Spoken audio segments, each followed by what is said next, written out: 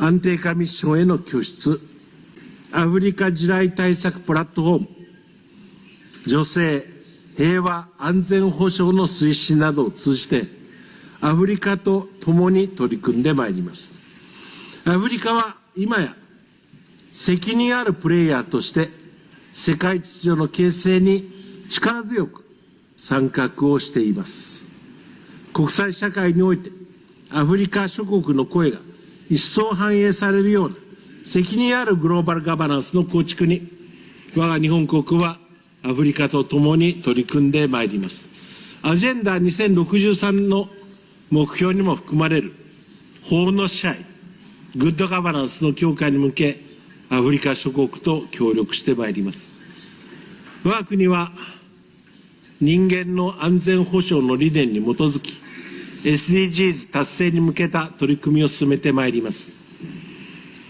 本日はグテーレス国連事務総長もご臨席でありますが、本年は国連創立80周年となります。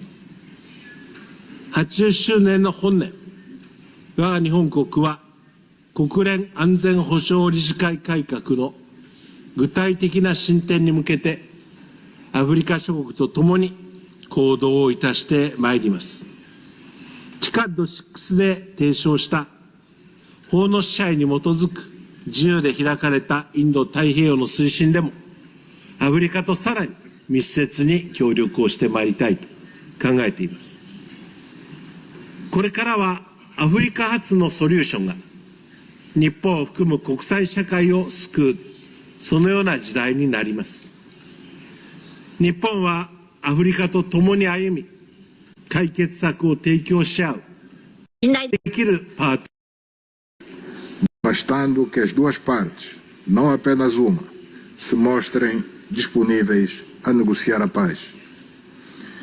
Mesmo tendo havido no passado várias tentativas mal-sucedidas, devemos continuar perseverantes, porque ninguém se deve cansar ou desistir da busca da paz um dia chegue realmente. No Médio Oriente, Mudavadi Yusuf, presidente da Comissão da União Africana. Support. The United Nations is advancing new. Potential is not destiny. Without decisive actions, particularly investing in skills and education, this dividend becomes a crisis. The prospect of hundreds of millions of unemployed youth has serious implications for global security and prosperity. This is why the World Bank Group has made job creation central to our mission.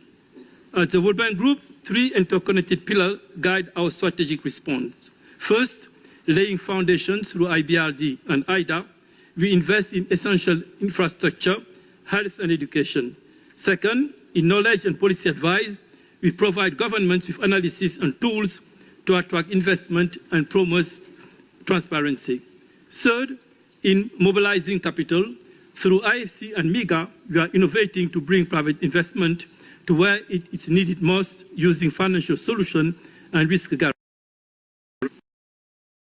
The World Bank Group committed $180 billion to developments, including our mobilization of resources. And that was possible only with the support of Japan, particularly its contribution to IDA. And I would like to take the opportunity to thank once again Japan.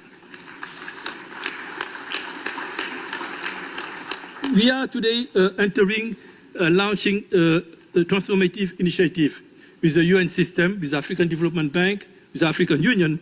Let me cite a couple of them. The first one is Mission 300.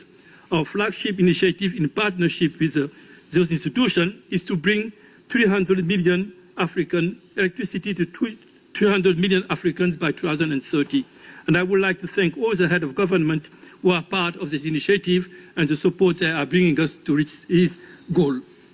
This isn't simply about lighting homes, it's about powering industries, enabling digital transformation, creating jobs, and drive Africa's economic future. The second one is agriculture, and we'll be announcing in the coming months a large initiative that aims at increasing significantly the production of agriculture in Africa, building on the model of M300 that we are developing for electricity.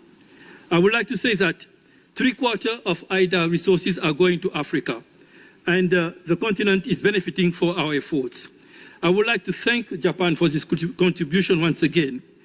And as we go and move towards that objective, universal health coverage continue to become a priority, and is a priority of the government of Japan, and we've been working with them since TICAD9 and even before.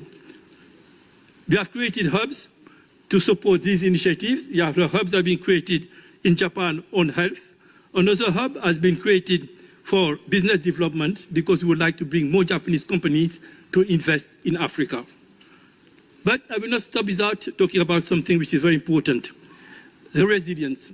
Japan has demonstrated resilience, particularly resilience in a situation of natural disasters.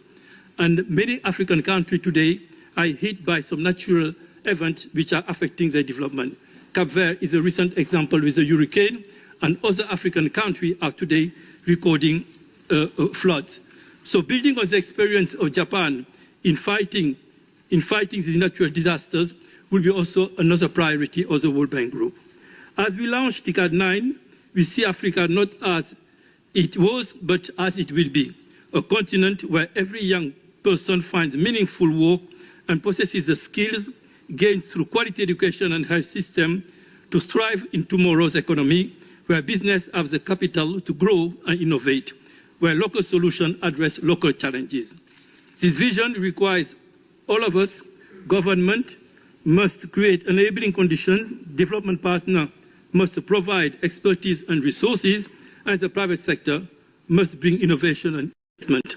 Together, we can unlock Africa's vast potential, not for Africa alone, but for a world that meets Africa's dynamism, creativity, and youth.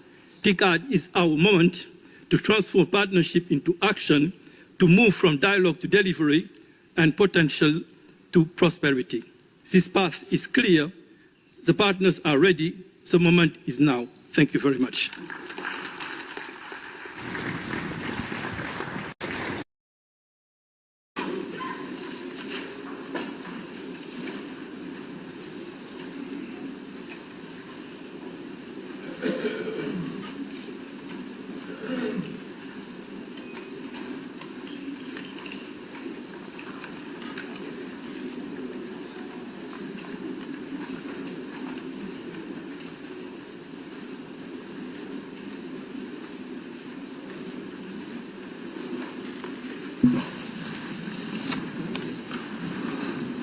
Tem a palavra agora Sua Excelência o Engenheiro Antônio Gutierrez, Secretário-Geral das Nações Unidas.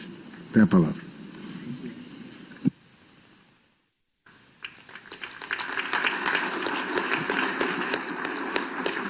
Your Excellency Prime Minister Shigeru Ishiba, Your Excellency President João Lourenço, Excellencies, ladies and gentlemen, I thank the government and people of Japan for your hospitality and generosity, and all co-organizers for your commitment to Africa. For more than 3 decades, TICAD has embodied the spirit of multilateralism, grounded in mutual respect, shared responsibility, and a deep belief in Africa's potential. With the world's youngest population, abundant natural resources, and the vibrant entrepreneurial spirit, Africa is poised for progress. And this year's theme, Co-Create Innovative Solutions with Africa, reminds us that these same strengths can help shape a more peaceful, prosperous and sustainable world inside and beyond Africa's borders. Especially as we accelerate progress towards the Sustainable Development Goals through investment, reform and partnerships. We meet at a time of interconnected crises and deep inequalities. Tackling these crises requires a clear focus not only on development for Africa, but on development with Africa. And I salute Japan for making this the focus of its cooperation with the continent. Let me highlight 5 priorities for our shared journey forward.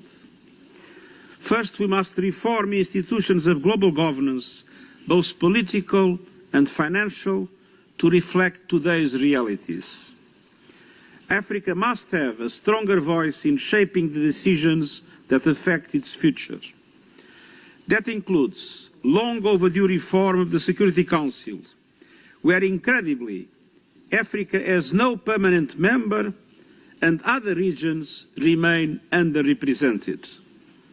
And it includes an overhaul of today's unjust and unfair international financial architecture that must enhance African representation and endorse a strong African voice in the decisions being made. Meanwhile, today 34 countries spend more on debt service than on health and education. The Seville commitment points to solutions by increasing the capacity of governments to mobilize domestic resources, including through tax reform, and by establishing a more effective framework for debt relief and tripling the lending capacity of multilateral development banks and their engagement in de-risking private investment in the African continent. Second, we must invest in sustainable chain and regional